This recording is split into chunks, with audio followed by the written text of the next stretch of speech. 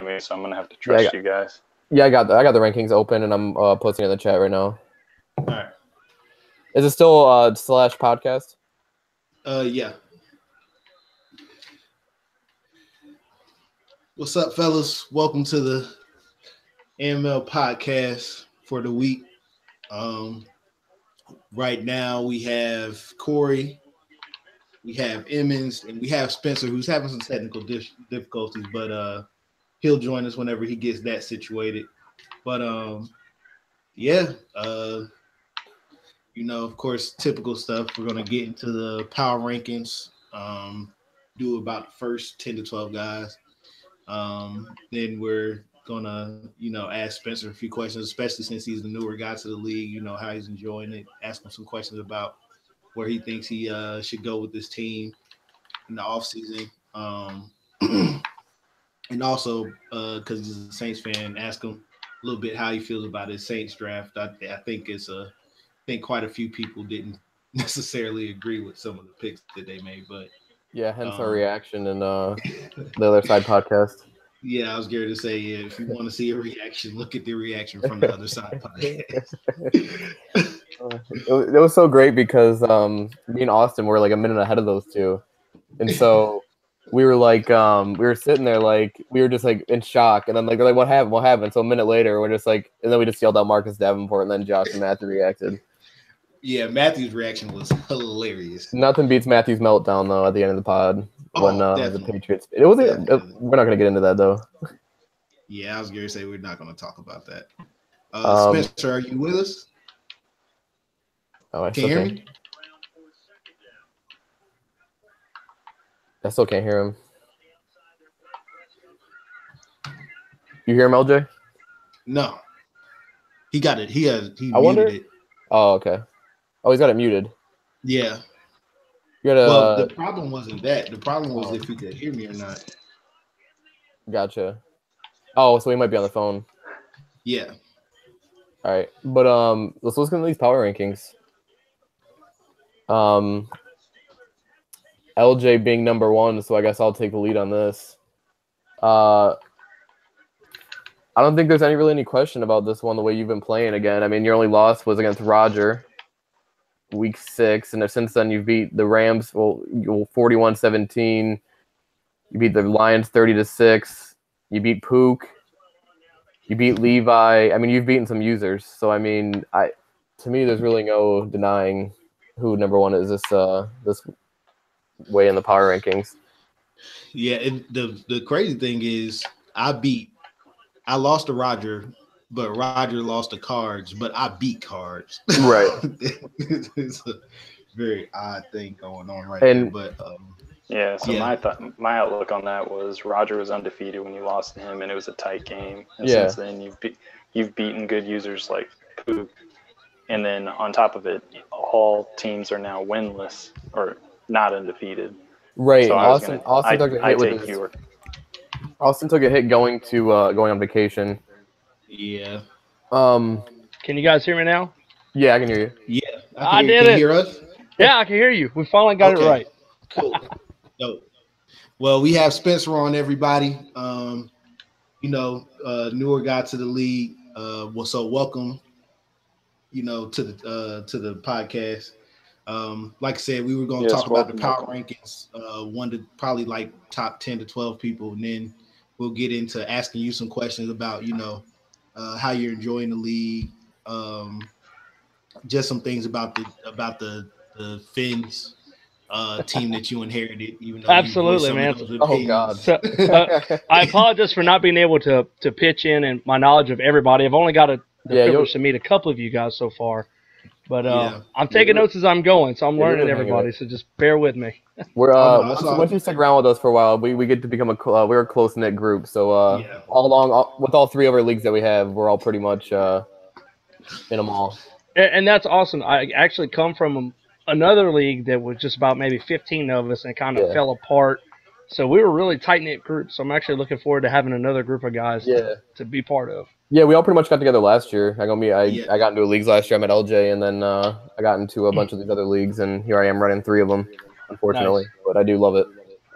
Oh yeah, I'm As bad as my team is, man, I'm enjoying it what I can. It's cool. The off season is more fun for people that don't have that kind of need to do a lot more moves in the off season. But I'm just grinning and bearing it throughout the season. Like it's whatever right now. We'll just get the off season. Let's rebuild. Exactly. Cool. So all right. So yeah, let's get back to the power rankings. Are we still at 1 or are we going to 2? We can move on. I mean, I think you're pretty clear cut. Number 1. Number 2 came in as Dicey. I believe he's 13-2. No, he is 12-1 as well. 12-1. Mm-hmm. All right. So I mean, he hasn't lost since he lost to he took a forced loss versus Crips. Looks like they tried playing one game though, so it must have been a disconnect. He beat me twice. I'm trying to look at impressive wins. Then he beat me. So I mean, he hasn't really had like a signature win per se besides Corey, but I mean, he did beat the Cowboys 52-6. Yeah, he thumped that man. So other than that, I mean, he's just been straightforward, just winning by double digits pretty much every week, just taking care of business. Yeah. I think I had Dicey at 4, but I can understand the reasoning too. Honestly, there's 4 1-loss teams. It's kind of like it's apples to oranges, man, in the top 5. Is honestly not much of a difference between, because it's not like Dicey's winning these games like closely. He's right. I think every game he's won has been decided. His only close games were versus me in week 8. He beat me 22-17, and then he beat Corey 34-27. Other than that, it's been. And then he beat me by 9 last week. But yeah. So, I mean, he's like I said, I had him at 4, but that's only because it's not much of a distinct difference between. I think a big factor in it too is we know he's capable. I mean, he made the Super Bowl last year, so it's not like it's just. I mean, it's 2 years in a row now, so I mean, it's not like he's. I wouldn't call it fluky anymore or anything like that. Yeah, I think with him. My biggest thing is to why I put him at 4 is because he doesn't really have like a signature win. I agree. Because I think I have Roger and Cards ahead of him. Yeah, you had Roger at 2, or you had Cards at 2, Roger at 3. Yeah, and that's because they actually have those type of wins. Because Cards he beat Roger and gave Roger his only loss of the season, and Roger beat me, giving me my only loss of the season. So I mean, yeah, just those off the strength of that kind of gave me the edge for that. Even though the only loss Dicey has technically is a forced loss. So right, but I think it was a disconnect. It looked like because they played once, and then number 3 we got Light. So I feel like we say this every week. He's consistently top 5 in the power rankings. He just always sticks around there. Hasn't lost a game since he lost to you in week 1. It looks like you put a thumping on him. Yeah, I dominated that game, but that's defense is. I'm looking at his schedule though. I mean, besides, he beat Roger by 3, which is a big win. Roger's only loss of the year. Other than that, I mean, he beat Corey, and I mean, he doesn't really have that signature win either. Which is surprising because this league's deep of talent. So we got 2 guys in the top 3 who haven't really had a signature win. And I think that's what really puts you at number 1, is you have a few good wins put together in the last few weeks. Yeah, I think the win versus Poop was huge. Huge. And then you followed it up by beating Levi, I believe. Yeah. So I don't know. I feel like the top 5 is so like close together. It's hard to like separate the 2 by talking about it. Yeah. Yeah, I mean, it's like I said, it's just kind of those top 4 or 5 spots is just kind of like really difficult just because it's so many 1-loss teams. Right. But and that's kind of the 2 through 4 there a couple times. Ended up putting Dicey, I think, at 2. Yeah, you had Dicey too. Just like I kind of trust his, I don't know, I guess different style of play versus Pook and Light, or not Pook and Lights, but Roger and Lights. Yeah. Looks like we got Levi joining us. Rogers. What's up, boys? What's up, Levi? What's up, Levi? Yeah, so I mean, I don't know. Like you said, that was my thing with Dicey too, putting him there.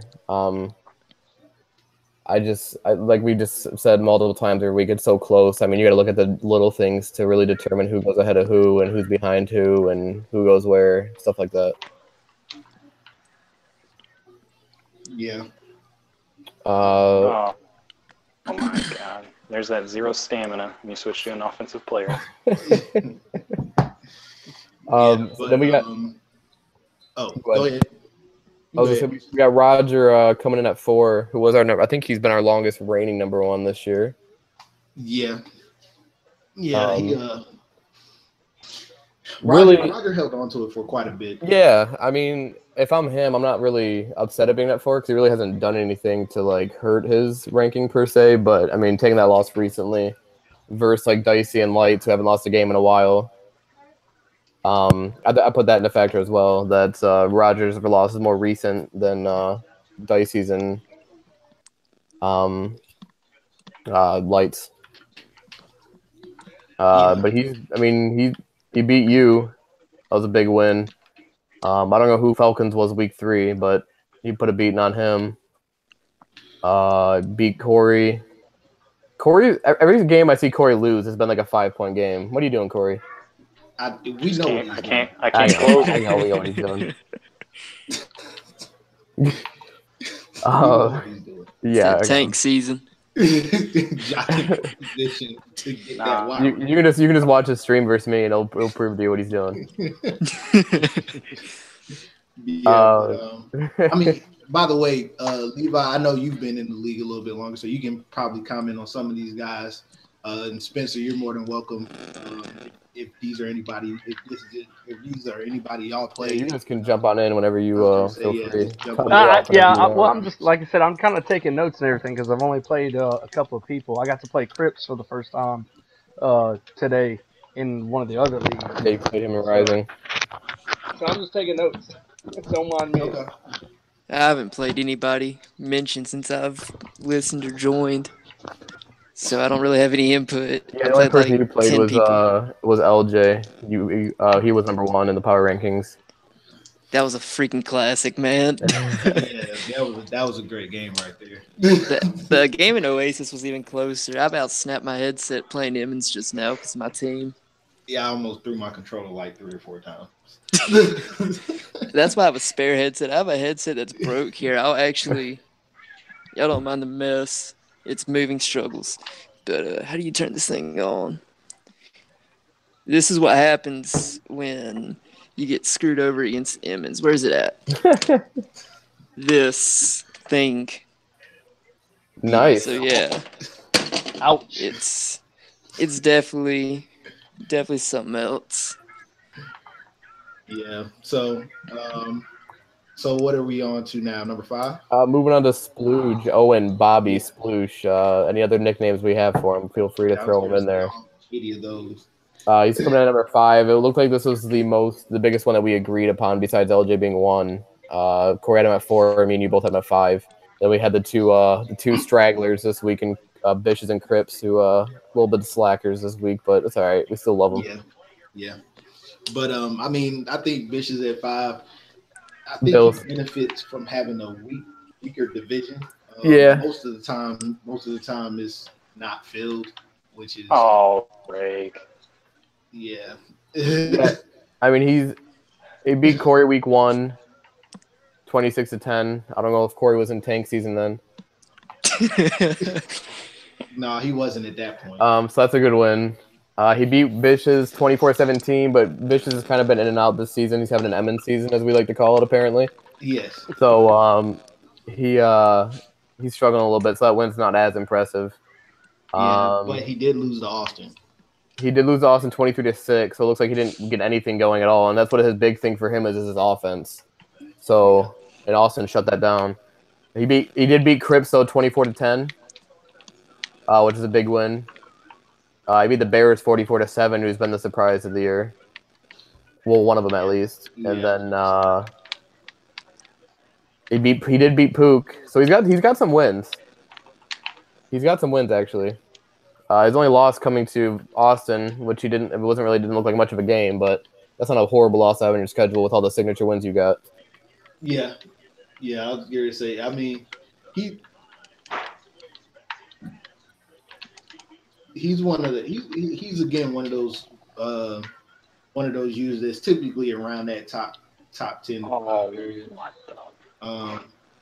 I think he's another one of our just regular season juggernauts that continues to win during the regular season. But like it was said in the power rankings last week, can he put it together for a postseason run? Right, and he hasn't done it yet, so it's interesting to see what he does this year.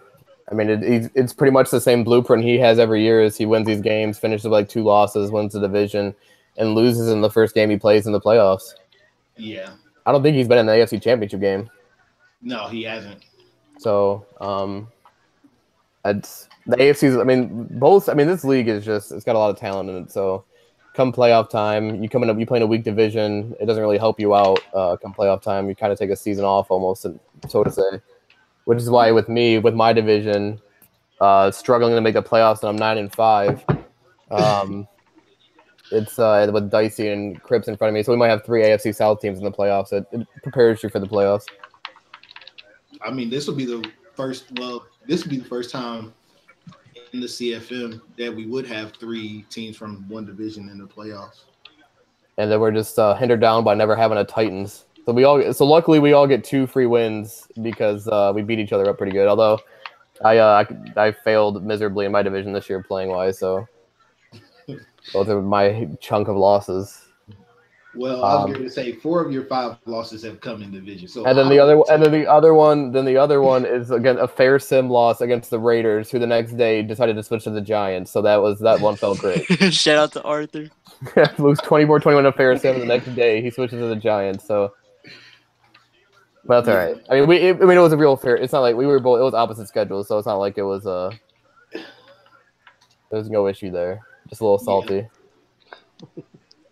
Yeah. So moving on from him, we got Austin at 6, who really, I mean, I had him at 1 over Roger until he took a forced loss, and then he hasn't played a game in 4 weeks. So. It's really hard to really gauge where he's at, so that's why I kind of kept him around the top 5, but couldn't put him in there with the 3 losses. I mean, he hasn't really lost a game yet this year, so yeah. He just lost a fair sim versus the Cowboys, 38-20. The thing with him is like, typically he is the one that makes those late season runs. He always makes runs. Yeah, I was going to say it's like. I always like to refer to the Giants playoff runs where it's like, they kind of struggle, and then all of a sudden around mid-season mark, they kind of pick it up, carry it through the playoffs, and the Super Bowl. And he's typically a user who rides his defense. He's a really good defensive user, and it works for him because expected come playoff time is when generally your defense steps up. You play better defense. You focus more on defense in the game. It means more. So, and that's where he thrives in. So, it's a benefit for him. Definitely. I mean, I think Austin having a really good season. Of course, the signature win against Splooge, where from what it looks like, he just dominated him. On the defensive side of the ball. Yep. So. Let's look at. I mean, I'm trying to think. He's got nothing really else. I mean, he has a win against Splooge, and then then there came a sim loss. So I mean, it wasn't. This is only a signature win, but then again, he didn't do anything to really lose his spot. But you can't not play for 4 weeks and then stay in the top 5. Yeah. So going on to 7, we got Pook. Unanimously, all 3 of us had him at 7. I think he's taken a couple of close losses this year. Yeah. He's always a top user in the league. Let's see. He beat. He had 2 back-to-back crazy wins, 47-2, then 52-0. Yeah. I don't know. Yeah, we've discussed that enough. He racks up. even though Bitches is having an Emmons season, he did beat him 39-10. That was a fair sim. Oh, was it really? Yeah. It said it was one time played. It said one time play, unless they just lagged out and they just fair simmed it. Yeah, that was a fair sim. Okay, well, never mind then. Take that off his signature wins. Or he lost a fair sim. He lost a fair sim to Bitches, and then he blew Bitches out. Yeah. In the game they actually played, Yeah, that's what I was talking about. He did beat Crips 31-17, which is a good win to keep him in the conversation after losing to losing to you, losing to Splooge. Other than that, though, he doesn't really have a mark on his schedule besides that fair sim loss and that loss to you and Splooge. So, but in that game against Splooge, it is worth noting. I mean, given he was serving a suspension, but I mean, he did play with a horrible quarterback and only lost by 5. Yeah. So, if he wants another horrible quarterback, he can have anything on the Eagles roster. If I wasn't so connected to the heart with Dylan Tyler, I probably could have got some picks for him. But he's the place. If they had a placeholder award in this league, he would win it. Really is a placeholder award. Hey, Dylan Tyler needs something. He almost led the team to a playoffs when I was on my Emmons year and didn't play. I played 2 games and went 9-7. It's not his fault.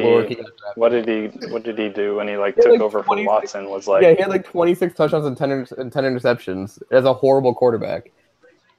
And he was coming off an off year too. Yeah, exactly. But so he earned himself a contract to be my backup.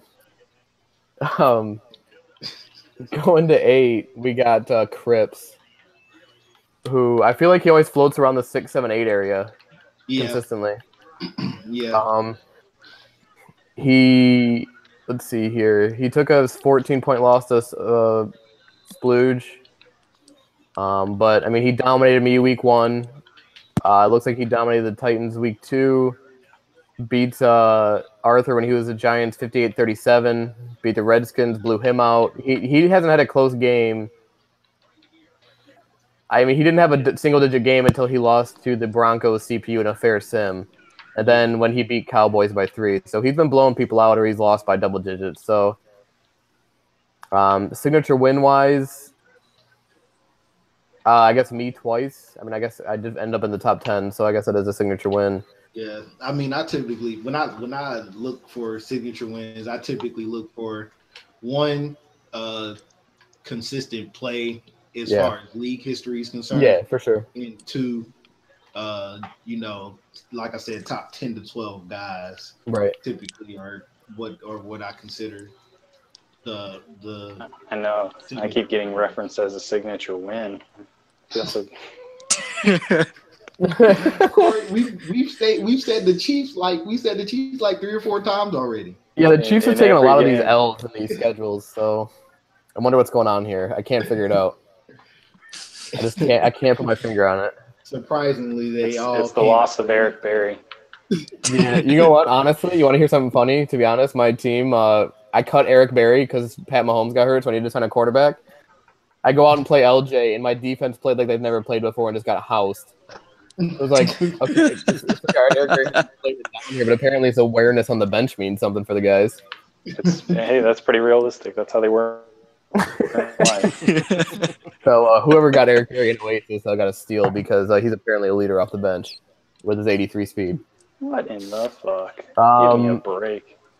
So I mean, I think Cripps is always consistently there. I mean, he dominates when he's on his game. He has his bad games though. But I mean, he's always right up there between 6, 7, and 8. So yeah, he's pretty consistent there. It's a big game this week though. I probably the game of the week. I haven't looked at the schedule, but I just noticed this. Him and Dicey playing this week, so that's a big game. I'm out of the division race, but it's interesting to watch what happens with them. And then finishes out with Chargers, and then week 17 he plays Levi, so that's another big game. Yeah. Yeah, I played Dicey 16, and then I played Crips 17. Jesus those Christ, 2 you weeks. finished up with me, Dicey, and Crips? Wow. With the worst roster in AMLoB history. Like, honestly, I could get the special ed squad from my high school. No. He's got to be with the Dolphins, and my Texans are just now up to 80 overall. Have you not seen my team? Oh, I know how bad your roster is. I know how. We haven't had a Dolphins user consistently for more than 4 weeks in like 4 seasons, so. I think I'm on my 3rd week. So here we are, baby steps. Yeah. As long as you get past the week 4 point, you're good. It's gonna get to week 5. He's like, screw it. He just bails out. You made it past week 4, though. That's all that matters. Jokes on you guys. He's a new placeholder in the record for the Dolphin user. Moving on to number 9 is I'll let you guys talk. Is me. I finally cracked the top 10. So. Yeah, I was going to say Emmons worked his way up to 9. You've been grinding this season, to be honest, because I think at one point you were under 500, weren't you? I was at worst. I was 1-3. Yeah, and I was 1-3. Lost to Crips, beat the Ravens 36-17. Lost a fair sim to the Raiders, and then lost to Crips again. And then I took a force. I beat the Giants. Lost to Dicey. Beat the Fun Cowboys. That was a fun game. My favorite was I don't know. Jesus Christ, putting a linebacker in Will Fuller, never a good idea, guys. Dude, by the way. I told you how he plays. never put a linebacker in Will Fuller in man coverage or cover 3, or at any point in your life. I think that's why I kept you so low scoring. And then game of the year, honestly, was Corey. Me and Corey had a battle there. It was legit. Yeah. I mean, honestly, I haven't really had a signature win. I've just been kind of grinding out. I mean, this week, just now, I just had a signature win, but this doesn't count in the power ranking. So, Yep. I was going to say, that came afterwards. But I mean, either way it goes, like I said, you just been grinding, slowly chipping away at it. It kind of helps that what's his name? That grid has been kind of falling, slide back. And I can pretty much lock it up if I beat him this week. If I beat him next week, I think. Yeah, I was gonna say you do play him, so you can. I play him week 16. You control your own fate for the playoffs now. He's got he finishes with Splooge, me Splooge. Yeah. So he's not looking. The AFC West over there is a fun mess. Dude, Corey working really hard over there. Just to lose by 5, though. Yeah, exactly. Moving on, number 10, we got Levi coming in at 10. I'm not about to talk about myself. I'm not going to be a self-conceited asshole. Y'all told. What week did you come in, by the way? I came in last year, like. Oh, so you've been in all. So you've been in all of the season. Okay. Yeah, I came in week 14 last year, and I was 3rd in the division. Somehow made the playoffs, and then I got past the wild card, and then I got blown out. Yeah. Let's see here. I've had a weak schedule. I ain't gonna lie. That NFC least. Yeah. Look, dog, I was trying to get to the NFC South, but I didn't think about switching teams. I didn't think that was a thing. That was that was funny last night because Matthew DM'd me. To be honest. Matthew DM'd me and he was like, what teams are open in Oasis? And I told him all the teams and he was thinking about the Falcons. And I was just immediately thought to myself about Levi and Wumbo and I was like, oh God. Because right when he was DMing me, he was like, I'm thinking about next year too, and the Falcons would be fun to use. I was like, oh God. Like, well, there that goes. I was trying to get him to join the AFC South, the Division of Death, but he didn't do it. Yeah, I mean, look at your schedule. I mean, there's been a lot of sims, like there's been for a lot of people this year, which is weird because the league activity is like not down. It's just kind of how the game's played out. One bad loss, and that was just the Cowboys game. Then you went back and beat them. You lost to that was a fair force loss. You lost to LJ, which was a close game. He's the number 1 user, so that's not a bad loss. And then you just So you're right there. I mean, we know you're a good user. So the funny thing, week 9 against the Giants, I was down 21-0 in the first quarter. And then week 12, I was down to the Redskins 17-0 in the third quarter. Don't know how I won those games. I ended up winning in overtime against the Redskins. He threw a pick 6. And then, just to say I had the most users, week 5, before that I made the Giants guy quit. He threw me 6 beautiful picks. Yeah, he did. That was bad. And I was like, I don't care that he quit, but you could have just not I dashboarded. Yeah, that's honestly, in Rising, I was trying my hardest not to score because the guy literally had 68 yards of total offense the whole game, and I had 2 users and a user picks up to Miles Jack. I had a user with Telvin Smith. I had a user with my nickel corner. And I was like, just please don't quit, dude. Yeah, I think he had 100 yards altogether. And it was the fourth quarter. I was like, come on, man, just 3 minutes. That's you're watching that game? And then I had a 15-play drive in the fourth quarter. I'm just running the ball and he can't stop the run. I was like, I can't not score here. It's like you're literally letting me. So I just called the run and Leonard Fournette got in. And that was it, 27-0. But yeah, it's I was just worried the whole time, like you said, with that, because I thought about your game honestly when you had those lurks and he just quit. I think we're gonna end it here at 11 because Corey's sitting there at 12, and we all know what Corey's doing. So I don't know how it's at 12. We are not even gonna speak on it. So we got Grid. We got Grid at 11, who's ending besides Levi, probably the toughest end of his schedule. He just had to play. Actually, I don't know if it's. I think he might have Levi beat. He just played Pook. Got to play Splooge. He's got to play me, and then he's got to play Splooge again. So that's 4. That's 4 games against top 10 according to the power rankings, back to back. So, but he's hung around there since he's joined the league. He had. He doesn't really have a signature win. Doesn't really have a bad loss either. So again, another one of those things that we know he's a good user. So out of respect and what his record is, he's kind of just there at 11. Yeah. I can't really say much on him because I haven't seen him play and I haven't played him. So I've just heard good things, and that's what I'm going off of. Is everybody playing a Madden game right now? Yeah, I am. Okay. I just finished practicing with my Dolphins because I gotta do something, man. After that big loss I took, I was like, you know what? We're not using any more games. It's just not even. For fun here, let's go take a peek at this roster for fun. Well, I mean, honestly, that kind of rolls us into what we were going to talk about next, which is right. I was just trying to transition over to this because this roster is not his fault. It's just what he's been. I mean, luckily you got Spencer Wolf. I don't know where he came from. I don't know when he got drafted. I think he was drafted by the team. It seems like he was drafted 2 or 3 seasons ago. Okay. Oh God, he'd be so fucking good too if we had a user in here. That quick trade. He probably lost. He probably went from superstar to quick, to be honest.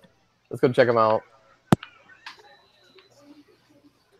His confidence is garbage right now. It's like a 37. He might have lost after his first year, but I can almost guarantee you he lost a superstar trade due to just being a CPU team and taking 4 losses. He was quick. Was he quick? Okay. Yeah, he was quick when he came in. All right. Then Jay Ajayi is still kicking it over there. What is he kicking?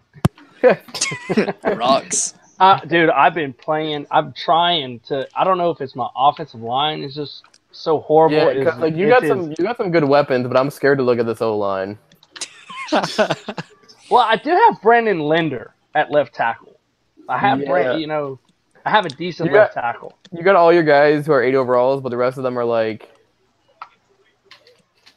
got a slow trait right guard who, he's Joey Hunt still over here with nothing. Chance Warmack still alive, nothing. And then you got Linder. Defensively, wow, 33-year-old Ziggy Ansah. What a guy. Oh, look on the other bookend. It's JPP. Wow. He's still around. Wow. ATP and Matthew Judon over there. He has a retirement home for defensive end. And then Are you not the Cardinals? And then, I mean, yeah, your front seven is just pretty. The youngest guy in your front seven is 27. Well, and that's what like that. So it's honestly your defense that's killing you. Oh, it's not just the defense. I can't run the ball. Yeah, I don't think there's anybody. Let me look at your line again, see if they got high run blocking or not. Linder is kind of. Chance Warmack, no. Joey Hunt, no. You got a good or he's gonna, yeah, that's why you're not running the ball. And I think Ajayi has been averaging 40 yards a game every time I've actually been playing, but I stopped playing because the last game was it Pook I played. It was 70-7, and I was trying so bad, and it's not, and I'm trying my best to use my guys. He's trying not to. He's not running up the score. He's really not trying. It's just my guys could not stop him to save my life. And I was like, I think it was like 42-7, and I got it on a kickoff return for a touchdown was my score. And he's like, dude, please wait till the second half to concede. I'm like, no, dude, I'm not going to concede. I'm going to play. However, that we see didn't he have some suspensions because of that? He did. Yeah. I felt bad. Like after the game, it wasn't just from. I mean, there's been some other things too. So, well, I know I talked to him. I wanted to be mad. It's a competitive guy like anybody else. You want to be pissed off, but you're like, man, think about what you're working with. I'm the same way you were last time. In our League Oasis, LJ whooped on me, but he asked me when we wanted to chew, and I'm like, just keep playing, man. It is what it is. I know. I hate conceding. I'm the same way. I don't really want to. I mean, I just want to keep playing when I'm 1-2, not like scoring, but let's keep playing out the game. So it's like I don't care, dude. It's like you're just having a good game. It's just one of those things, and I've come to accept that I have a shit roster. Right. It's going to be a couple of with this roster. It's going to take a couple of seasons to be relevant.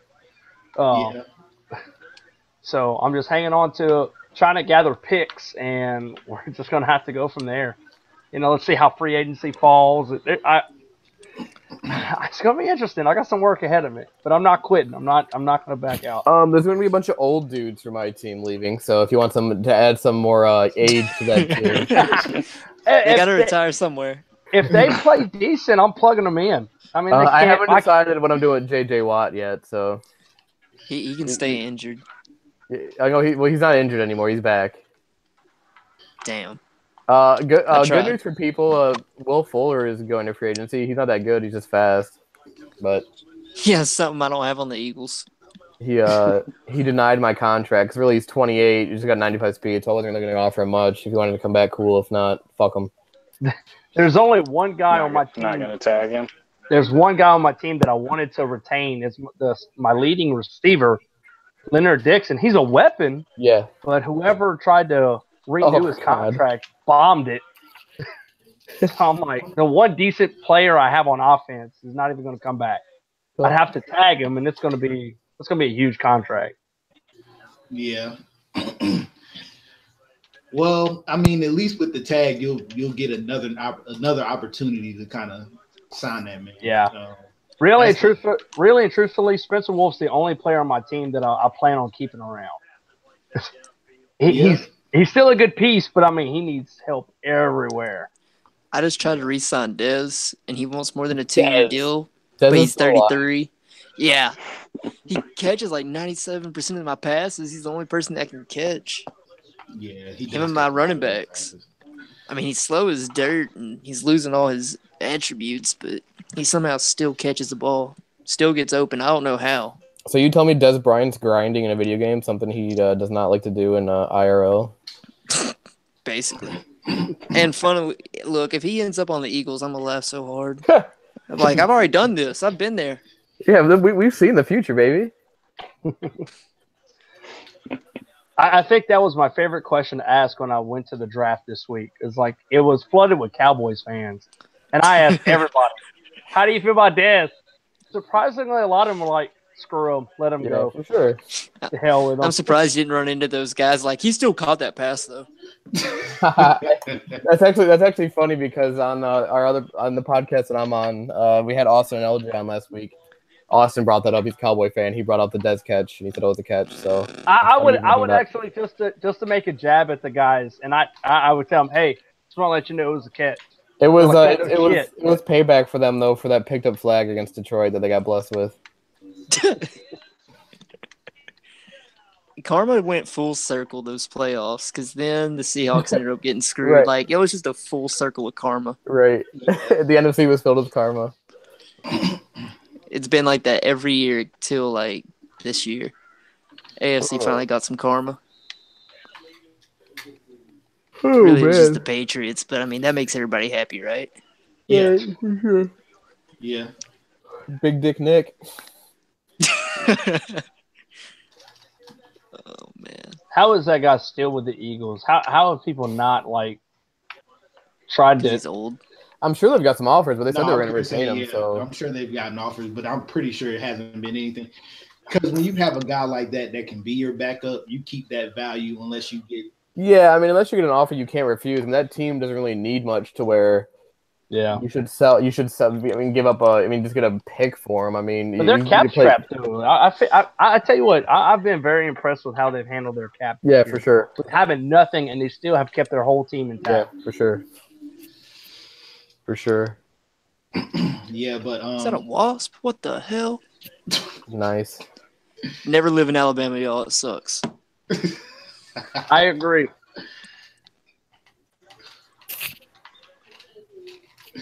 No, but yeah. So, Levi and Spencer, y'all two newer guys to the league. What are some things y'all like? You know, anything that y'all don't feel as much or got questions or anything about? Anything in particular? Anything come to mind? It's a hard adjustment. In all honesty, like you join a league, and normally most leagues have around the same sliders, but this one was completely different. Like when we were setting up USFC earlier for tomorrow, and you sent me the sliders, I was like, "Whoa, like that's weird." Yeah. Yeah, Oasis and AMLoB are on the same sliders. And when I first joined, I was like, "All right, this ain't that bad." And then I saw the team, I was like, "I can work with it. I got Shazy here. That's all I really need." And I started playing. I was like, "Oh God." I was like, these sliders are so weird. It's not that they're weird. It's just they're very different. No offense to Chris. Every team he's like left behind. He didn't really build that well. Yeah, I could tell because he had some pieces that could have been just absolute animals. And then I made the mistake. It was kind of a good thing, but a bad thing, getting rid of Mixon because I got something for him. But then again, Eddie George is just he's Like my backup does better 99% of the time. And he's only 67 compared to Eddie George being at 80. But yeah, I think the big adjustment for me is I came from a league that played all Madden and with adjusted sliders. And in the franchise, we noticed over a few seasons that the XP, we had to tone it up some because some guys wouldn't develop. But playing with you guys and seeing one of the other leagues I jumped in, it might have been Oasis that I took over for the Saints. Yeah, that's Rising, yep. Rising, okay. Well, I took over there, and I've noticed, hey, those guys that are the high 80, low 90 guys, those are some big-time players where over time with increased XP sliders, our big problem was everybody has like 3 or 4 99 guys, and then you just sweep the CPU players, which is half the league. Right. And so everybody gets in the playoffs, the same guys in the playoffs every year. We have some talented guys, so it's almost like the same 2 dudes are always in the Super Bowl. And I absolutely love how we stat cap for players. We have a guy, I'm not picking fun of him, he's a good friend of mine, but this dude would throw for like 100 passing touchdowns over the season. MVP, forget about it. You don't even have to. 100 touchdowns? But if you... Yeah, he'd do it with like Johnny Manziel and stuff. Johnny Manziel. Nobody. Johnny football, baby. But it would be fucking Johnny Manziel. But I don't know how he does it because like the first person he goes after in the league is Perryman, Rashad Perryman, receiver. That explains everything. But if you go look at it, he's balanced because he runs the ball like an animal too. it's ridiculous. And there's no point in trying to get the rewards at the end of the year to help your guys develop, because he's already got all of the awards, so it doesn't matter. Yeah, right. So he's developed instantly. So this is very structured, and I really like that. Yeah, I came from a league where it was the same like four. Corey can actually like agree to this. It was the same 4 or 5 people. Yeah, I forgot you were in there for like 15 minutes. I made a guy rage quit, and then I left it a couple weeks after. But like, it was me, my boys Joe and Cineo, and a guy named George, and we were always, except one year, Corey actually beat Cineo and George, and I got screwed. But well, we're not gonna talk about that. Nah. But it was the same 4 people, always in the conference championships, always in the Super Bowl. And so it's like, there's nothing different. And I come in here and I can literally see 6 or 7, maybe 8 guys, that could actually be in the Super Bowl. Yeah. Well, the thing with our league, like I said, we would have like maybe 15 people at the most at a time. But for them, it's okay. Well, we want to try to set it to where all of us, the same group of guys, we're in the playoffs every season, and you find out who's the best out of that. But at the same time, when the CPU games are so damn easy, and you're accommodating sliders for everybody, where's the fairness? If you take your L when you get an L, be fair. Yeah, that's one thing One thing that's always been prevalent in this league is the depth of talent, because like most of the guys, most leagues, like Levi said, and like you were saying, Spencer, they have those guys. They have those guys that are literally the only ones that are winning it every year. Yep. And that's one thing. And here, we've only had one user that's won the championship twice, and that was one in 17 and one in 18. That's really that's really changed from 7, because I know 17 Laces. Laces was a league before we merged. Laces is another league with Oasis that it was Tyler and Josh every year. Yeah. And then you played Raiders that one year. Yeah, I think that was my first year in the league, and it was like there's no parity. And then now in Oasis, we haven't even had. I think Josh was the first repeat guy to appear in the Super Bowl, and he lost the second time. So I mean, and in this league, we haven't even. I don't think we've even had a guy appear in the Super Bowl twice, have we? We have. Bish has been there twice. Oh God, Wumbo failing me again. Bish has been there 3 or 4 times now, I think. Failing me again. 3 times because he made it as the Texans in 17. Fucking Wumbo. He's a disappointment, Wumbo. Even though he's been to the Super Bowl and I haven't. But that's exciting for me too to come in and play, because I know I'm a good player, but I'm not a great player. So whenever I hit you guys up on Reddit to even join the league, I was thinking to myself like, oh no, you got some big time players, I'm sure, that are way better than me. But that's cool. I get to be better. It makes me better. But honestly, I look at my roster and I'm like, man, I can't do shit. Yeah. Honestly, I mean, you can ask LJ. I was dog shit when I came into leagues last year in 17, and now, I mean, not to toot my horn or anything, but I feel like I'm a consistent top 10 user. Well, iron sharpens iron, man. Yeah, that's how you get better. I mean, it's gonna get you better. You just gotta keep grinding, and then you just learn some things. I've had some guys help me out and go from there. So it's now it's more fun. Yeah, I mean, that's a good thing though. We've been, and then with the XP sliders, that's a problem we had last year too, where we had, so many teams with like all of this talent. And it's like talent disparity. The talent across the league was entirely too much. It was like teams had 3 and 4 guys that were just like elite guys. The backups were elite guys. It's like that. Yeah. So, and then it gets to the point in free agency, because they demand such high contracts. Man, the CPU is always under salary cap. Like they are all, over the salary cap. They can't, because you're shelling everybody off. Oh, there's that rookie I got up to. He's in his 3rd year contract year. He's up to a 95. I don't feel like re-signing him, so I'll just trade him for a bunch of picks. Yeah. Yeah. So I mean, it was so that's one thing we had to kind of get away from this year. And I mean, I think we did a good job as far as like what the XP sliders look like, because now unless you draft well and develop players well, you're not like, you can tell the difference between CPU teams and the guys that are really active. You can tell the difference between like guys that are active and guys that really don't take the time to develop teams too. So, I mean, that's one thing that I think we've improved on. Yeah. Well, whenever I saw the rules and everything, I got super excited because I was like, yes, there's structure. I know one of my biggest complaints, and I think I talked to you when I first signed up for the league, was how the trade rules, and especially when it came to draft picks. Yep. You would have the same guy. He would have the first pick, and he would have the first pick, the first 2 picks in the second, and then the first 3 picks in the third. We got the Cleveland Browns over there. So you would have. It'd be ridiculous when it comes to trading picks. Like, honestly, I mean, we have a good trade committee here. I mean, pretty much in all the leagues, and we all vote differently, but it kind of balances out. See, we didn't have a committee. You had he's one of my great friends, but I'll call him Hitler when it comes to commissioner. I'm like, dude, let's get a committee. He's like, nope. It's like, dude, come play with us. We're gonna make a league. We're gonna do couple of things. He's like, nope. If I'm not commissioner, I'm not playing. Wow. Yeah, come on, man.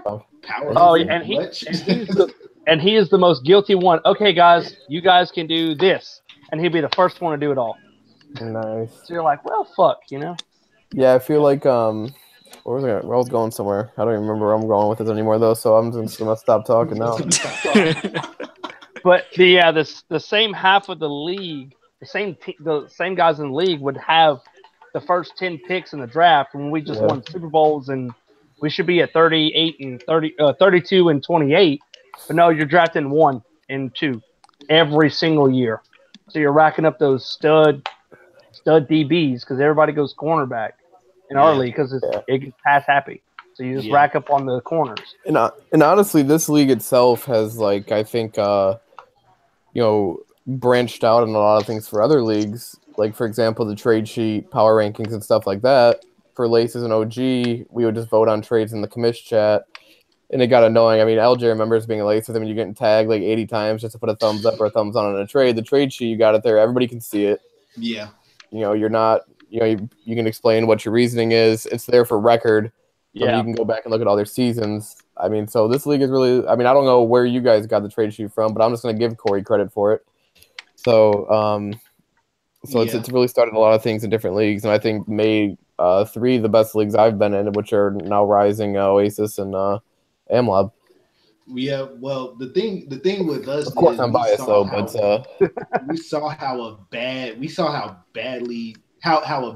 run league could turn out because we were in Jets originally. Oh God, and that went left so quick.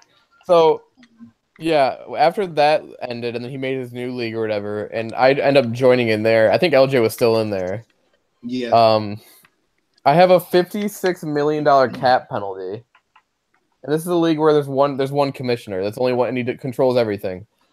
I have a $56 million cap penalty. No a Chargers team with no Joey Bosa, no Keenan Allen. Yeah. Wow. Every piece was gone, and then I built him up. I think I made a Super Bowl in that league towards the end, but he wouldn't clear my cap. Yeah. So I had a $56 million cap penalty going into my first offseason.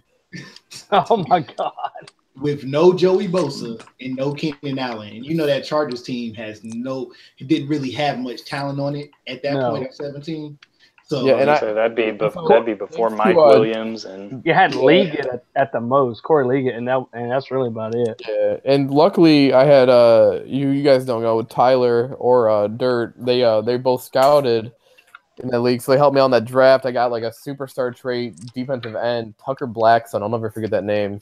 In the 3rd round, I got my quarterback, and it was just so I was able to build on it. But Jesus Christ, I've never heard somebody not. A new guy joins the league and there's $55 million cap penalty. I mean, please help me. Yeah. Help me. I'm poor. Shoot.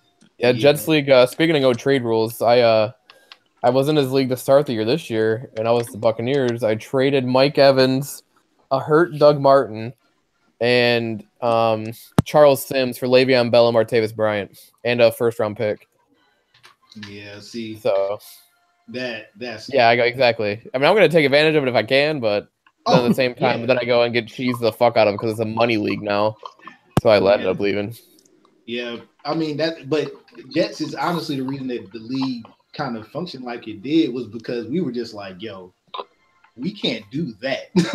Right. Where, you know what I'm saying? Because what he did was monopolize all the talent. And there was no trade rules. So teams were coming in there like legit, like just crippled.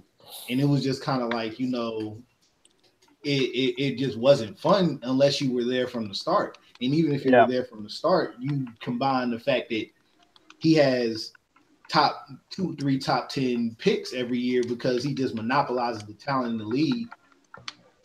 I mean, it just. If you can see me, I'm feeling you. Yeah. Yeah. I know exactly what you mean. So I mean,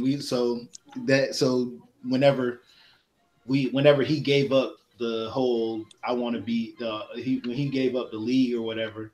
Hey, well, basically, he got ran out because he got caught in a nano. He got ran out of his home. That's awesome. Thanks to Cakes. Oh my God, there was no more. I had never had the pleasure of win like I did when I played Cole this year, and I think it was like 49-0. I finished him off, and nothing felt so good beating a power hungry commissioner. Hey, I've done the same thing in the playoffs. It was beautiful. There you go. Yeah, exactly. It's just like, dude, it's like, and you know how he talks about himself too. It's like Cole's interesting. Yeah. You'll come across a bunch of interesting people in the Madden community. Yeah, I still hear about that league though, because I'm in a group chat as like a meme chat with Carson, LJ, and he's still in that chat. You know, he doesn't play, so he just sends the screenshots, and it's still fucking chaotic. Wow. Yeah, I had to. We used to communicate with Voxer and everything, and I had to get out. Voxer. Good old Voxer.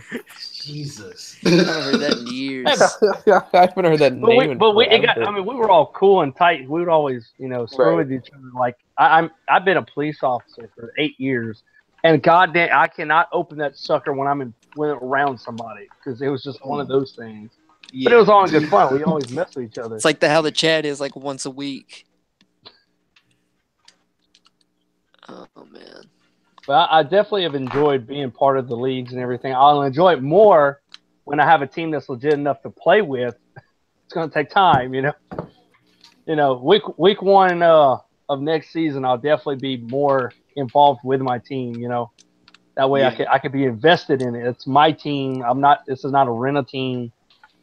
No, so I'm excited, and we just drafted in Rising, and I enjoyed it. I was like, this is actually legit because all day my phone was blowing up for trade offs. We were hustling.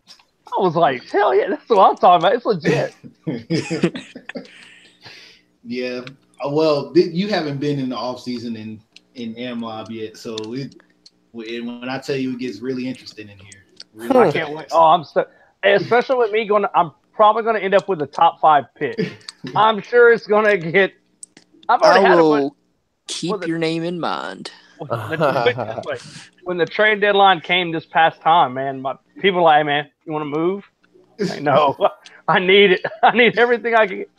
So, who is the cards in AMLoB? That's Lights. Yeah, Lights. He tried to send me, and y'all talked about him on the podcast. He's got a safety. White dude safety on his team. He offered me a deal with him and first round picks and everything. I was like, God damn, that would be tempting. I think he was going to a contract year. Yeah. Now, I think we were going to swap first, and I would have swap first and taken him. But I don't remember how it went. But I was like, God damn, that's so tempting. But he was high up there. I was like, I'm gonna get a back end of the first. Yeah. Not with my team. I need all the help I can get. Yeah, I'll give you half my roster, an old bag of chips, and 2 first. Half my roster. I tell you what, but I've realized now with being that there's so many users, and everything, you don't see people fighting and stacking up on first-round picks and everything like that. So you being a high first-round pick, valuable. That means a lot, Yep. and especially with the development. You're not going to get that late first. You could get him into 90s in 2 seasons. Yeah, it's pretty hard to it's pretty hard to mess up a top 5 pick unless Cripps did an Oasis, but given in his defense, he didn't have any scouting, but he drafted a horrible defensive end #1. Oh, that was or like he drafted a tight end at with the 6. Colts. That was Bishop's fault. He told him to draft that man. Oh, did he really? Yeah. Oh, God. Yo, I think I found me a quarterback. Holy crap. 64 overall and better than the other ones on my roster. At least at practice. And then didn't some superstar 88 speed linebacker go pick 2 right after Cripps picked? Oh, God. Yep. Who ended up with him? Hey, Levi, Matty Ice is in free agency right now. Say no more. Say no more. I got me a 1-year quarterback. Actually, a 3-week quarterback in playoffs. I think I think I have to win at least 1 game. Yeah, I have a better division record than the Cowboys, but I think I got to win just 1 game to cement my position as the last seed. Or oh my God, Matt Ryan seed. is in free agency. Not no more. I'm not gonna tell you. I mean, I got He doesn't need him. my dude. Never mind. $15 million salary for a few weeks. Ooh. Yeah. Yeah, Well, that's not about to happen. $15 million for 3 weeks, Matt. Take it. I brought Cam in at the beginning of the season for $8 million. Oh, you brought him back just because you fell back because you cut him the year you won the Super Bowl? Okay, yeah. I did feel bad the year I cut him. It's so cold. Hey, you got to do what you got to do. I was getting ready to say it was a big contract. And I didn't cut him. I just didn't re-sign him. Which is just equally as bad. We're just not going to acknowledge that. It's I could re-sign you. I did win a Super Bowl with you. I just don't want you anymore. No, I didn't win a Super Bowl. No, he didn't win a Super Bowl. He cut him the year, so he didn't even get a Super Bowl ring. He got a complimentary. He look. He was a part of this team. Okay. Mm-hmm. Would you mail him a ring pop? Would you mail him a ring pop in the mail saying here you won the Super Bowl? Now that was the equivalent of being like the equipment manager. Yeah. Taking a Super Bowl ring. Sorry, Cam. I can't give you the NFL won't let me give you a ring. So here's this ring I made you. Oh man, it's actually funny because some of my friends are guys I went to school with, played basketball with. They were actually equipment managers at Alabama, and they got so many rings. I'm like, why do you get these? He's like, I move pads. I'm like, really? I was like, time out. If that's a thing, I'm about to go to Alabama just to be on the staff, just so I can sell that ring in 10 years and get like $200,000 off of it. Yeah. No, it was. I mean, I had to bring him back though because I felt really bad. Yeah, that would he be was supposed to go to the Super Bowl that year. He was supposed to go to the Super Bowl that year that I got Deshaun, but that was whenever Roger decided to just roll out. Oh God. Yeah. Roll and bomb the deep zone. Speaking of Roger, I play him in a couple weeks in Oasis. You know what? I'm taking this $6 million penalty for Wentz. I don't care. Bye-bye. Damn. Carson Wentz is a free agent? Jesus. Okay. He's a 78 overall that can't throw to save his life, man. Yeah, he Have can't fun throw. if you try to pick him up. Oh, I don't need him. I got Brian Lewerke and Dylan Tyler. Dylan Tyler's the best backup in the fucking league. I got Matt Ryan and Tua's little brother. The most 60-yard field goals in the league. I think I've made like 6 of them so far this season. So, help me out here. So, what is the practice squad rules? Like, how does that work? Like, everybody, they're just free game, or yeah, they're free game. Yeah, after a certain week, right? It's like after when we start the next season. I think it's week 2 in here. We open it up. I knew it was real early. Oasis, we give 2 weeks. In here, I think it's 1 week. Okay. Yeah, I was going to say week 2 is open.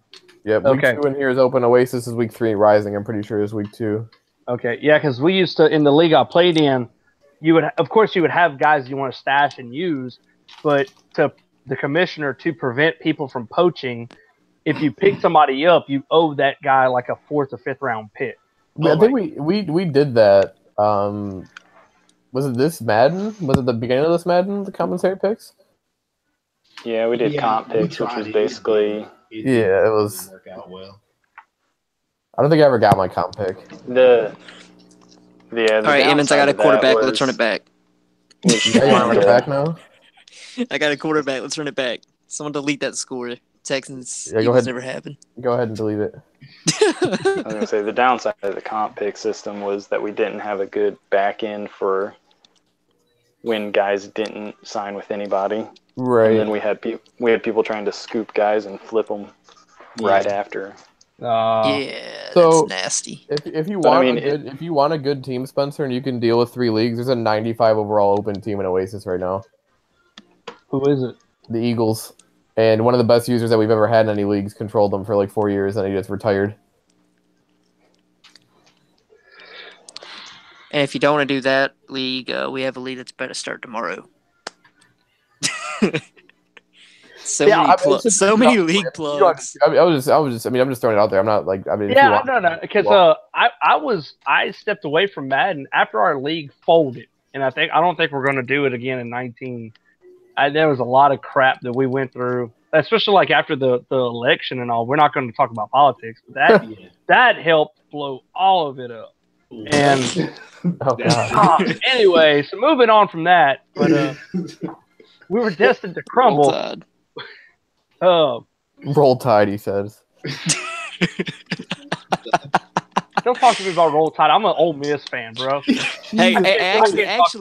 Hey, speaking of that, I'm actually going to the Alabama Ole Miss game this year in Mississippi. I get season tickets. Me and my granddad, my uncle, season tickets every year, and go to one away game. You're gonna have a blast. Did you see what Dicey did to Joker? No. 55-6. There's no outrageous stats. Speaking of Dicey, he any good? Yeah, he's with his Colts team. He runs a really different scheme. I can deal with him because I play him all the time. I'm in his division in Oasis, and I'm in his division in AMLoB, so I play him 4 times a fucking season. Yeah. He's a good player. I don't really know how to describe how I guess Corey could do it best, probably. I don't know. I always think of him as kind of like more of a college style, especially now that he's got Trubisky. He's more lethal, but he likes to take mobile quarterbacks, run option, power stuff up the middle. Oh, so he's like Joe. Okay. Well, I know how to play against that. He's admitted I hope I do. His offense being very college style offense. Which, I mean, he's kind of scaled it back since his first and second season in the league. Yeah, there was a league, because we never really had a problem with it, but we had a rule when it came to read options. You can only run X amount of drive.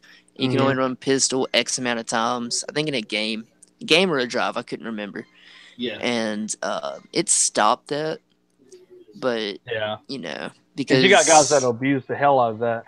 Yeah. Oh yeah, especially like next year with Lamar Jackson coming out, like that's gonna be disgusting. Yeah, I know. Yeah. But getting back to what I was saying, whenever the league fell, I stopped playing Madden. Yeah. I hadn't picked up the controller to play Madden until I joined this league, and I was like, let's do it. Yeah, Madden breaks are good, man. You can ask these guys. I took 2 seasons off. My team took a hit. They went from an 86 overall to a 78 overall, but. Madden was just like, I think we had like 4 leagues at the time because I was running XFL, AFL, Oasis, and AMLoB, and then it was like, yeah, I had to when I picked up and I forgot who I think it was Crown. I played my first game, and I was so nervous. Man, it's weird. I was nervous. Yeah, well, we're all competitive. We're all competitive. Yeah. We all love football. We all love playing this game. Yeah. So, Crown. Shout out to Crown, man, because Crown was legit. Because him and I've been hollering at him even off the on the chat and everything. He's actually a pretty cool dude. He's a cool guy. Yeah. But as far as like Twitch, I live in South Louisiana, so my internet's not the best in the world. So you can definitely tell there's a little delay. I couldn't play as much as I wanted to, but he downright beat me and all. So no excuses. You held your own in the Rising though against Cripps. I mean, that game was pretty close, and he's one of the best users in the AFC in that league. And you know what? It broke my heart because I was telling him one of those picks. I threw a pick in the end zone. My finger slipped, so that target passing. Oh God! And I was like, the best Madden invention ever. I think I'd rather the quarterback cone to come back than that. Oh, the QB vision, Madden 06. Dude, my finger slipped, and I was like, "Fuck me!" But that was a good game because there was a couple of plays I could have made to done better. But I texted him. I was like, "Dude," I said, "You're not gonna, don't laugh at me." But I was legitimately nervous because I want to show you guys I can play. I'm not a scrub. I'm not a bum. I'm a good player. Yeah. But at the same time, I don't know how you guys play. I'm learning you guys. I play a Saints vertical offense, but I try to balance it with run too because I don't want to be that guy. You run a cover 3 on defense every play, and you just throw the ball every down. I'm not like that. I'm more of a besides I guess the only league I'm run heavy is the Rising with Leonard because Blake Bortles is Blake Bortles and Leonard Fournette is Leonard Fournette. Chris is about to come out of nowhere and just murder you for that. He's a good quarterback. I don't. Well, yeah. No, I mean, I don't know. I don't think Blake Bortles is horrible. I think he's IRL. He's decent. In game, he's trash. Let's just it's funny because his stats aren't horrible, but you play with him and he's just anyway. But you just got a game plan against people. So against Levi, I know he's got a great user. So I just kind of ran the ball and just tried to control the game. You did most of the part, except I got you. I caught you slipping one time. Yeah, you got me that one time. I didn't. It should have been twice. It was one of those things that I was just I was like, oh, he's coming for me. I'm just gonna still throw it though. It should have been twice. That final drive you had. Yeah, that was close. You threw it. My guy, it was close. It was a close one. I jumped right in front of it, and it hit right in between us. And then my game against Dicey last week, I had 3 dropped. I had a bunch of dropped interceptions, 3 dropped. One of them was he threw a deep post route into the end zone right at my linebacker, and I'm just standing there waiting for the ball to fall in my hands, and I jump up and he just he swats it. I'm like, what are you doing? Oh, that touchdown I threw when we played that last drive I had. Yeah. I hit the wrong button, and it was the only dot I threw the whole game. It was funny because it was an awkward, kind of read almost. It was he was open, but it was it did not seem like you were going there. I wasn't. There was a guy that was he was actually getting open on the corner route, my tight end. And I was like, all right, he'll get open. And I thought I hit A, and I was like, why's the ball going left? I was like, oh, that's a pick. And then he caught it. And I was like, whoa, hold on, no one's around me. Do I run? Yeah, I got there a split second late with my user, so he was open. I don't know how Wentz fit that. He decided to throw one good pass. 4 or 5 passes. Yeah, just one good pass. It's like, all right, that's the last pass he's ever going to make. That's one of the worst. That's one of the worst feelings in the world is throwing the ball and you're like, fuck, I threw a pick before the ball gets out of your hand. Oh, dude, I know. This is a horrible feeling. This is the first year I've ever. This is the first full season. Obviously, I've had in this league, but this is the first full season in any league I've ever played where I didn't have a 2,000-yard rusher, where I didn't throw at least 35 touchdowns, and I had under 7 interceptions. First time in 2 years. I've always had a 2,000-yard rusher. I've always thrown 30 touchdowns and ran for 30 touchdowns. And this year, my user's the same. I'm still, getting 17 to 30. That sounds absolutely insane when you say that, but I'm still getting the normal amount of users, I guess, for me. Yeah, I can't wait to get my team built up the way I want it because, like I said, I play like the Saints, so I put up big numbers passing, but at the same time, I use the pass to open up the run because I can put you running. The zone run scheme with the Saints passing offense, I can butcher you. It just takes some time. Yeah, it's actually funny. My custom playbook I use the Saints base, so I know exactly what you're talking about. Yeah, it's good because you can run underneath, especially with guys like Kamara and Ingram. Yep. Roll Tide. Yeah. They were both at Bama. I had to say it. I want to like you, Hey, not many people like me. Not many people do. I believe it. No. Hey, at least I'm not a Patriots fan. We can all agree on that. I think I'd rather you be a Patriots fan. Wow, I'm hurt. I'd rather. Dude, I'm hurt. I pulled for the Patriots against Atlanta, obviously. But now I'm real hurt. Even against the Eagles, I was sitting here going, yeah. Eagles fans, y'all don't deserve it. No, y'all are assholes. I mean, dude. Try being a Lions fan. My experience from the postseason. To be honest, me being a Panthers fan, I personally, I was hoping there was a way that both teams could lose. Yes. Yes. I don't even the know only way that could have happened is if, with the Falcons game, if Kyle Shanahan would have stayed in Atlanta, we would have lost the game, and if Tom Brady would have retired, the Patriots would have lost the game. So what's this Super Bowl and playoffs you guys are talking about? What is that? Oh, it's this thing where the Falcons blow leads to the Seahawks, the Giants, and then the Patriots when they should have won all those games. And then in the AFC, it's this thing where no team survives unless you're the Patriots. Because the Jaguars had a chance, but the NBA officials must have been on and thought Tom Brady was LeBron. I've never even experienced this playoff win in my lifetime, so it must be nice. Oh man, it breaks my heart because I'm a Detroit Lions fan. Somebody put the crying Jordan meme on Emmons. Somebody please do that. Oh, so Emmons, so you're a big Detroit fan? Okay. Yeah, I'm a Detroit sports fan all through and through. We got a Detroit fan, a Chiefs fan, a Panthers fan, a Falcons fan, and a Saints fan. This is the weirdest combination. I was at Matthew Stafford's first career football game. Nice. I was. I got to see his first touchdown. It was a rushing touchdown. I got to see Matt Stafford get blown out. Does that count? He was in Georgia. He was in Georgia, so it wasn't like it was the Lions. I can appreciate the underdog teams like the Browns, the Lions, because, dude, I'm a safe fan. Yeah. So y'all did come out of nowhere this year. So I'm just going to say what I say every year. This is the year. One year, I'm hopefully going to be right. So, now, are you happy that the Browns went 0-16 or no? Or was that something y'all wore with the honestly, for me, it didn't really matter. I mean, it was what it was. It seems like y'all wore that like a badge of honor. You're damn right we went 0-16. Yep, fuck yeah, we went 0-16. We tried hard. I mean, the Saints have had some 0-12 seasons before, but I mean, if as the way I look at it, it got us Matthew Stafford. So, I mean, there's a good thing that comes from having a really bad record.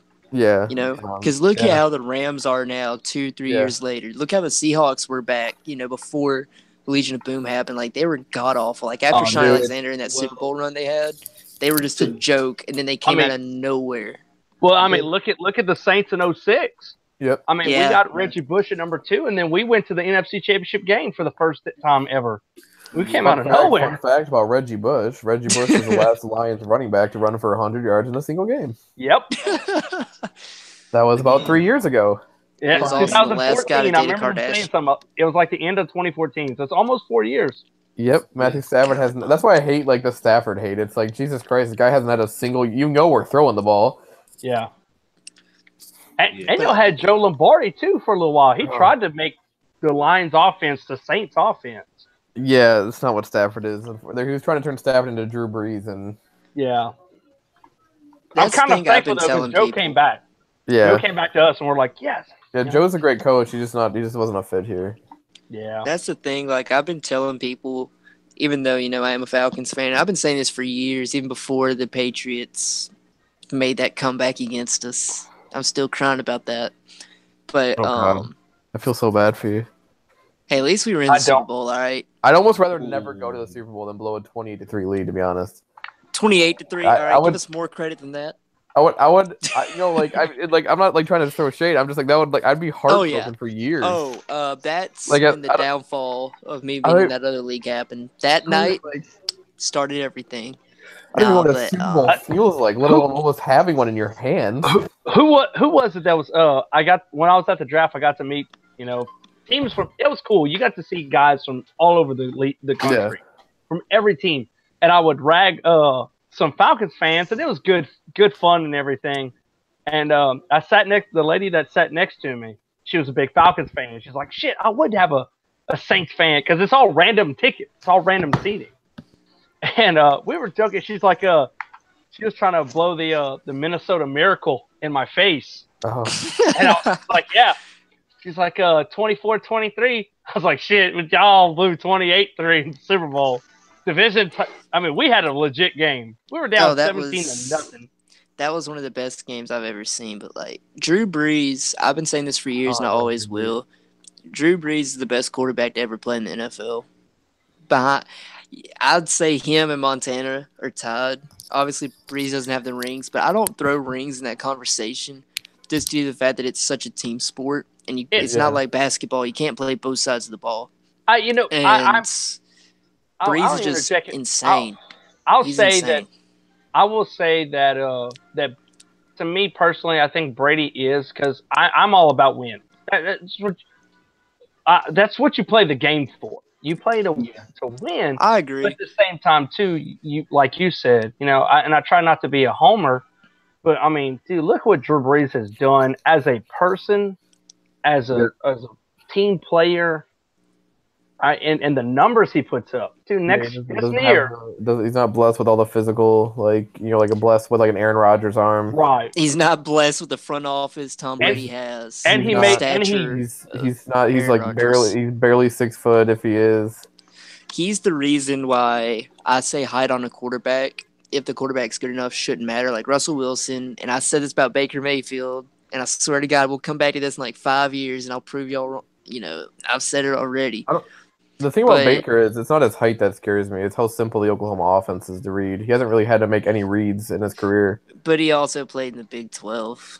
That kind of – they don't know what a defense is. I just question his maturity. Like, I really – I'm pulling for him.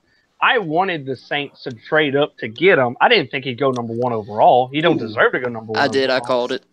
I called it. But my thing with Baker is that – and this kind of sucks being a Chiefs fan saying it because it applies to Patty Mahomes, but I can't think of a good Big 12 quarterback in the NFL like in the last 5 to 10 years. All of them have been relative busts. And there's been chances, like they've had so many chances for greatness. Like Colt McCoy came out of the draft. Yeah. He was supposed to be really good. And then who was next? Andy Dalton, Ginger Avenger. Oh God. Yeah, and people I hate when you criticize somebody because people automatically take it as you're saying he's not talented. No, he's very talented. I mean, he's got one of the best receivers in the NFL in AJ Green. But I feel like his offensive line. Baker, but yeah, Baker. Baker. Fucking Andy Dalton. And Andy Dalton could be something. I'm not saying he would ever be an elite quarterback. He hasn't had. I mean, let's be fair to him. He hasn't really had the greatest coaching in his life. And that's what I was about to say. He hasn't had the best offensive line, and he hasn't had the best coaching. And that's where I come in and defend Stafford because his man's had 5 different offensive coordinators in his career. Yeah. And then he was also kind of spoiled by having Calvin Johnson. Let's be honest here. And that killed him, and that hurt him more than it helped him because he was just like, "Oh, okay, I'm just going to throw it into triple coverage with Calvin." Exactly. But honestly, Andy Dalton could probably get away with that now. Yeah. Especially in that division. The thing is, I mean, people don't think about stuff because I mean, look at Alex Smith. The first time he had consistency in his career was once Jim Harbaugh got there. Well, John Harbaugh got there. And then but then he lost his job to Kaepernick. Exactly. So I mean, you have to once you that shows you what can happen once you have consistency at that position. Because I mean, these guys are obviously talented enough to get to the NFL. They have the talent. And I don't think Alex Smith lost his job. Kaepernick won the job because Alex Smith was still playing very good when he got benched. Yeah, I agree. Yeah. I mean, at that point, I think he had like 18 touchdowns. So at that point, I think he had thrown like 10 touchdowns with no picks in like 3 games. Yeah. I don't think it's so much that Alex lost his job in that situation. It was just that Cap won it. Well, he had. I don't even think it was that he won it. It was just that he had what Alex had in terms of mobility and that read option, which was kind of taking everything by storm. He had more athleticism, and then he had a bigger arm where he could take shots downfield that Alex can't take downfield. Yeah. And I think he was better in the locker room as well. Because, I mean, that whole team just had a swagger. Like, going into that Super Bowl, like, even the games, you know, in the playoffs, like, they had a swagger on them. Yep. They get in that Super Bowl, and until the lights cut off, they were the best team in the NFL. So weird. Oh, they were Thank you, Sean. Sean did it on purpose. If the lights didn't go out, they were gonna run. They were gonna do what the Broncos did. What the Seahawks did to the Broncos. Goodell, that's what you get. Oh God, that was. That's what you get for pounding I it, say you asshole. knew that game was over from the first two plays. Yep. Speaking of the first two snaps. Speaking of quarterbacks, the Lions signed themselves. Signed themselves their own Tom Brady today out of Michigan, Mr. The best quarterback in the draft, John O'Corn. I mean, let's see. What was the first snap? It went like 20 yards over Manning's head. Yep. Yeah, something like that. And then the second snap, Cam Chancellor picked 60. It's like, all right, well, I'm turning this off. I remember that. Yeah, that game was rough. What's bad is I was watching the Falcons-Patriots game, fell asleep in the third quarter. We were up 28-3. No way in hell they're coming back. I wake up, and we're about to kick. You know, I thought we were about to kick a field goal. It's all good. Or just run the ball once. It's all we got to do and kick a field goal. Instead, we pass it, take a sack. We go into overtime, and some 15th string running back on somebody's team. In Oasis. Oh, yeah. I just seen that. Embiid will be the best player in the league one day? Okay. That game was crazy if he's the best to watch, player in the league, Levi. I'm playing in the NFL next year. If Embiid's the best player in the NBA, I'm playing in the NFL next year. 5'4", fuck it. To be honest, LeBron is the best player in the league still. It's not close. It's not close. It's not. It really is not close at all.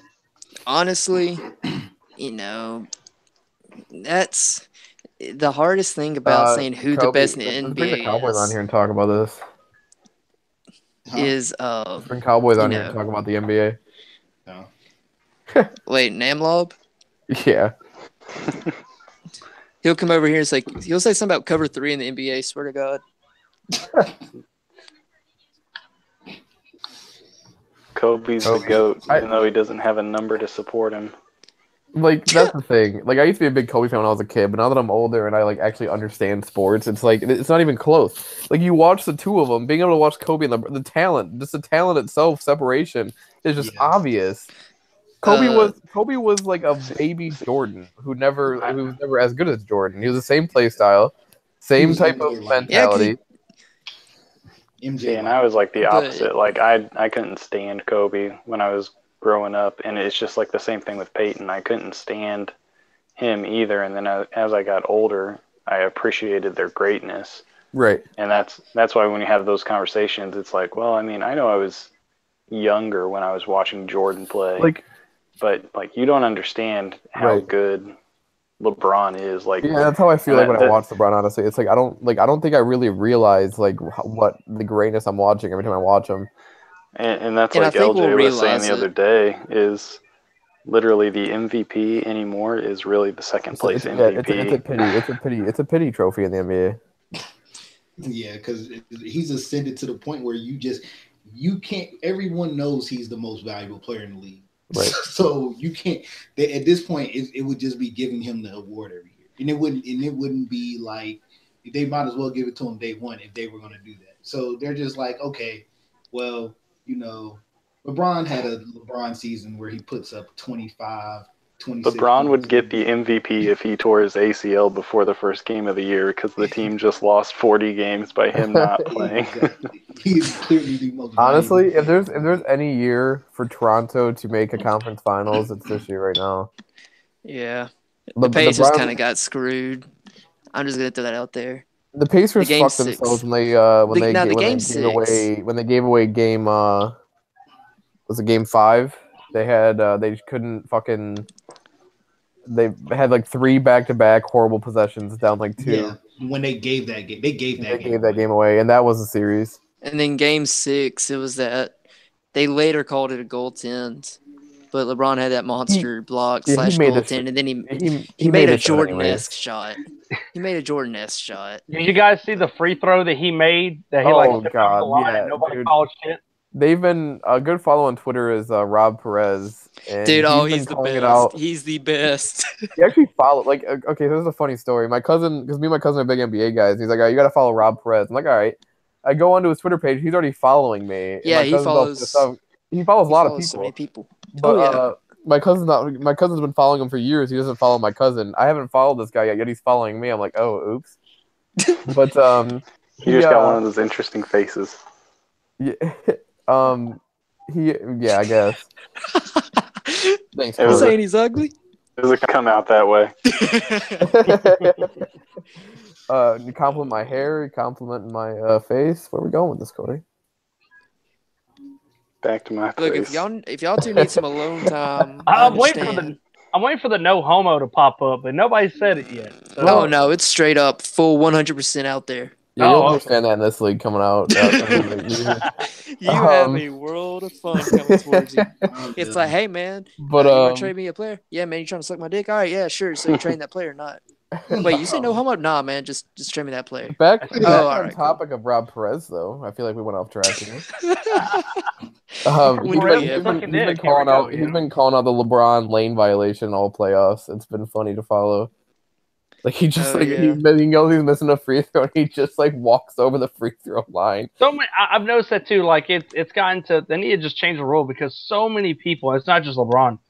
Travel every play, every time, James Euro travel every time he does his step back. Yeah, but if you look at Magic Johnson, always palm the ball. Yeah. There's always been something. Yeah, there's always been something. Iverson was the worst about it. And every time I would drive the lane because he's got little legs, it looked like he took 20 steps, and they didn't call it. It's like, all right. Well, that's Westbrook and Harden. I watched those two guys, and I'm like, travel 4, 5, 6, 7. Okay. Yeah, every Harden step back is a travel. I saw the first travel call I've seen in the NBA. The first travel call I've seen in the last 20 or 30 NBA games I watched, I saw today when Ben Simmons traveled. Yeah. Do you remember that blatant travel by Westbrook last year when he just walked up the court with the ball? Oh my God! I think it was 8 steps. I think they said that counted. He inbounded the ball. Walked across the half court. Everybody else was down the court. Last year, I think Corey Brewer was on the T-Wolves last year. Can't remember where he was playing. But there was a video of him catching the ball on a fast break, taking 11 steps, and the ref's just running right beside him, not saying anything, and he dunked it. I was like, all right. I guess the ref's got some money on this or something. But, I guess the refs don't call it as much, or don't call it at all, I should say. Well, I think if they call it, people think they're petty. Yeah. That and you'd see a lot less scoring in the NBA if they don't call it. Yeah. You're gonna see instead of 120, almost every game with Miami and Philly had some team scoring 120. That's gonna be 80 to 70 something at that point. Yeah. Well, I mean, I think the thing is for those, a lot of time, because I used to ref. Sometimes you get so ingrained in watching the physical talent that you see on the court that they don't pay attention to stuff like that unless it's something that's really blatant. They're not paying that much attention. Because you see a LeBron, take 3, 4 steps, you get to the basket and punch it over somebody's head. You're not concerned about the 4 steps he just took. You're more amazed at the fact he just went through 2 people and put it on somebody's head. Oh yeah. But it's 11:15, so I think I might be calling it a night. I was going to say I think it's time to close it out, fellas. Yeah, for sure. But so we appreciate Spencer, Levi. Y'all are welcome back anytime, man. Always. We appreciate y'all. It was an absolute y'all being on the podcast. Absolute blast and a treat, man. Loved it. Yeah, let me know. I'm available all the time. Dude, always hit me up, man. I love hearing myself talk. Hit me up about the Oasis, Spencer, if you're interested. We'll get you in there. Yeah, but Levi, we're actually gonna try to start talking about figuring out what we're gonna do for y'all podcasts and stuff too, because we're trying to make we're trying to figure out whether we want to do 2 different ones or Right. just do one that covers both sides. I think we could do one. We'll talk about it more obviously in the next few days. Yeah. I think the best thing to do at first, just to see how it goes, if it, it might work out, it might not, is just have, just half the podcast be AMLoB, half go just USFC. Because, I mean, it's the B League to AMLoB. It'd be like, baseball when they, with baseball tonight, they'll talk about the AAA. Yeah. Just because there's a few players coming up to, MLB in the next few days. Yeah. So I think I think it would work, but it's something that we're going to have to experiment with. Yeah, I was gonna say we want to make the immersion and stuff in the other league. It just so they kind of have a feel for what it'll be like whenever they get to AMLoB, and then of course, because it is the B League, you don't want them to feel like it's the B League. You know what I'm saying? You want to give them that same immersion and stuff. So I'm at the upper echelon, man. I bypass everything. Dude, I feel fucking special. And that's only because the Dolphins didn't have anybody. I was thinking, because me and you were talking earlier, after we get off this, I'm gonna go straight on Daddy Leagues on my Xbox and get the recruiting on there going. And then go to Twitter on my phone and get that going, because that's how I normally get people. But a buddy of mine had an idea. He's like, what if you did like a podcast, I guess a preview, like a small little 20, 30 minute, just a preview, like teams, play, the rookie overalls, stuff like that, who's got the teams, stuff like that. I was like, that's not a terrible idea. Yeah. Just to throw it out there as well on Twitter and Reddit and all these other stuff. So I mean, we'll figure it out. We'll talk about it more tomorrow. I think Corey's finishing up like the sheets and stuff for the league. I got the bots working. The only stuff that I don't have on there is the stuff that is the like Google Sheets for like the trade docs and PowerPoint and stuff like that. So once I get all of that, I'll add that in. But next thing is trying to recruit and then get the Daddy Leagues page working. So. Yeah.